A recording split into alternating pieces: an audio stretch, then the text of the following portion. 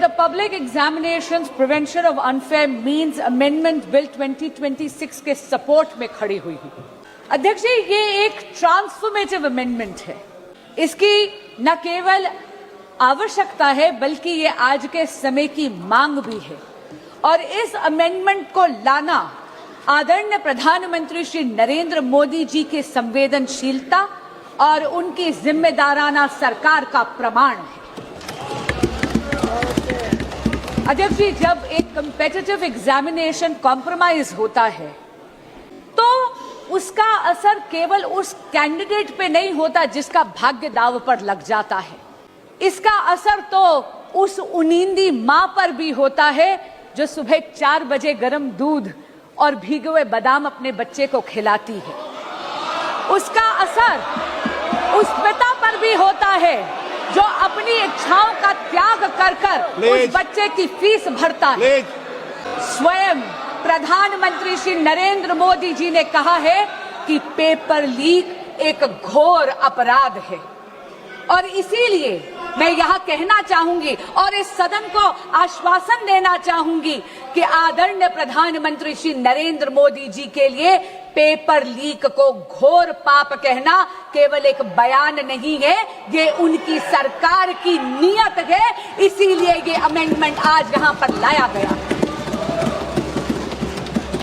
Speaker sir, a law is a living instrument.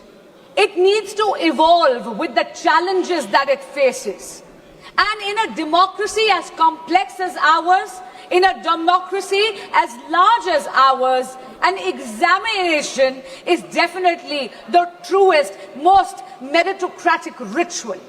Because this is one ritual where under the same clock, the son of a laborer and the daughter of a CEO sit down, answer the same set of questions and get judged by the same yardstick. When such a ritual, such an examination is compromised, what gets diluted is a very holy covenant. A covenant that binds the most striving children of India. A quiet promise that in India, effort and merit alone shall prevail.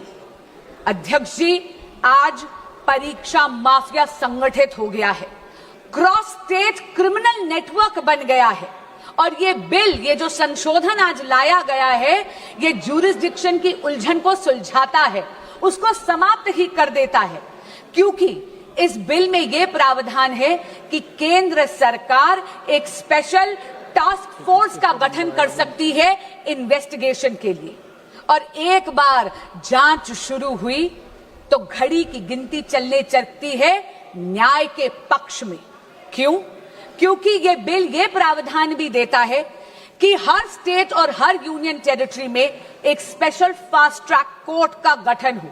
यही नहीं, investigation agencies को ये bill ये कहता है कि आपको मात्र 2 महीने के अंदर अंदर पूरी की पूरी प्रक्रिया समाप्त करनी है और जो फास्ट ट्रैक कोर्ट है उसको पूरा का पूरा ट्रायल 3 महीने के भीतर भीतर खत्म कर कर अपना फैसला देना है।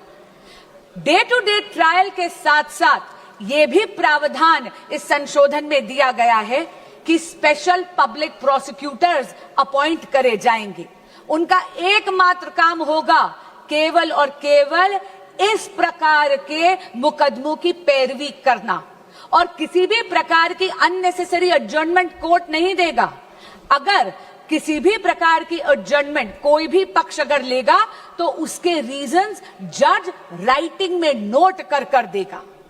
और अगर किसी मुजरिम को ये लगता है कि अरे अपील कर कर वहां पर अपील का टाइम लंबा खींच लूंगा, तो अध्यक्ष जी मैं ये कहना चाहूंगी कि उसका भी ये उम्मीद पूरी तरह समाप्त करता है ये संशोधन। क्योंकि ये संशोधन ये कहता है कि appeal directly division bench of high court को जाएगी, यानी कि जहां पर 2 जजेस न्यायपीठ पर बैठे हुए हैं और अपील भी मात्र 3 महीने के अंदर अंदर समाप्त कर कर उसका फैसला सुनाया जाएगा।